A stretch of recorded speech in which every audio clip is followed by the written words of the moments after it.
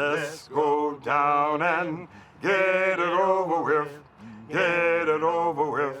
Get it over with. Let's go down and get it over with. We're gonna win this game. Hey, yes, boy, That's not bad for no Franklin. Yeah, Lord, that brings back some memories, my goodness.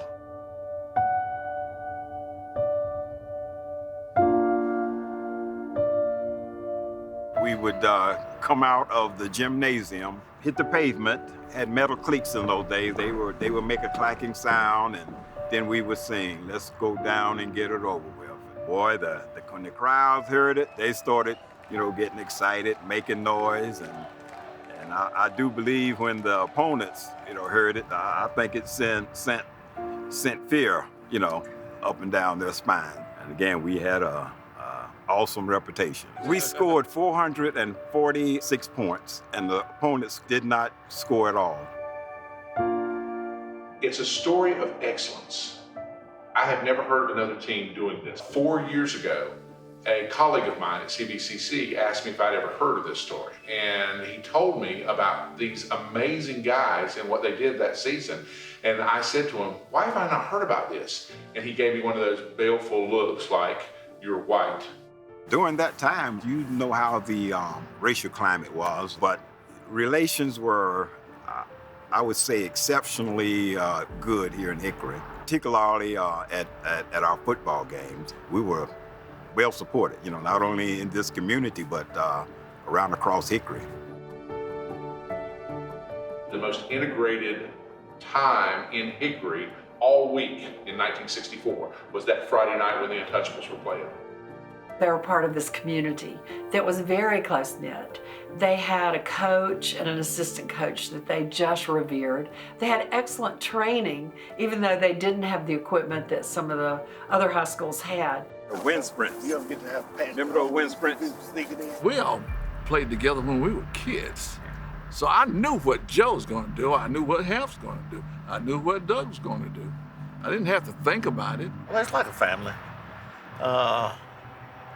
Couldn't tell them we had practice though, so, everybody for themselves, We had a lot of good talent that year, and we'd go up here in Brookford. We'd run 5 miles every morning, 5:30 in the morning, and when we finished doing our road work, we'd come back here at the Dust Bowl, and we'd run through plays and come back at 4 o'clock that evening, and we'd repeat that cycle.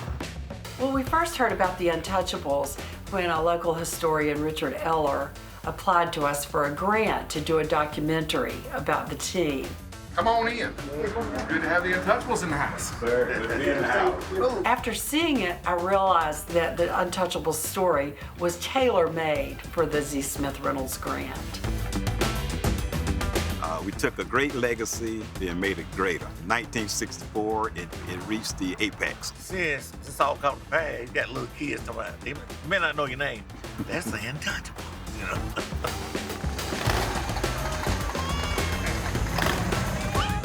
Oh, class A.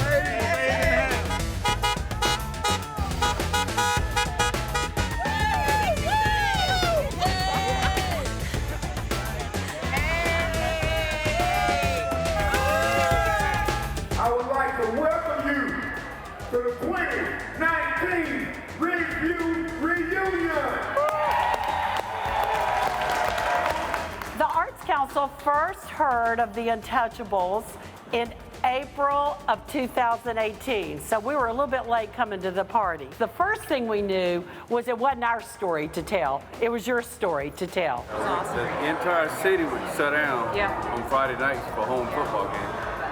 You could actually walk down the middle of the street because everybody was at the game. To be there, to see it happen, it gives me goosebumps now because I was there. Well, fast forward to September of 18, and we found out there was a Z. Smith Reynolds grant that was $50,000, as much as $50,000, to construct a public art project that celebrated a diverse community who had a story that had not been told. We knew nobody could have a better story than the Ridgeview High School Untouchables. We knew there couldn't. I went to Ridgeview from the 3rd to the 5th grade, and just recently we had several teachers to pass on. And now that they're gone, it's just, it's a legacy because they were so good to us. It also became apparent that it wasn't just the Untouchables that the community wanted to celebrate, but they wanted to celebrate the school. We engaged an artist from the community, Adele James McCarty, who is here.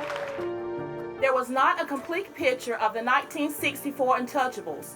Therefore, we enlisted help of many former students and team players to help identify the faces in this picture. Once we had all these photos, I painted each face as it looked in 1964. I hope each of the Untouchables recognized himself in the mural to my left. I've learned over the years that Ridgeview High School's history is not only about the awesome football team, there were a lot of aspects that made this school extraordinary. Now, I want you to use your imagination. Imagine you're back to the fall of 1964. It's a home game for the Ridgeview Panthers. So far, they've been undefeated. Nobody scored on them. You're in the stands right there. It's game time. You could hear the clicking of cleats coming right down that road. And then you hear it. Let's go down and get it over with. Get it over with.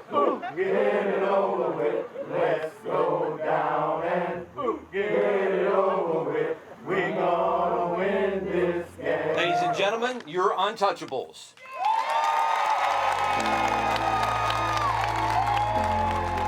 I love Ridgeview. I'm from Ridgeview. I don't care where I move to. Ridgeview is my home. That's right. We set the standard. Ridgeview was a great school from the beginning until it closed. Again, this is just great. Knowing that your name's gonna be engraved on a piece of brick.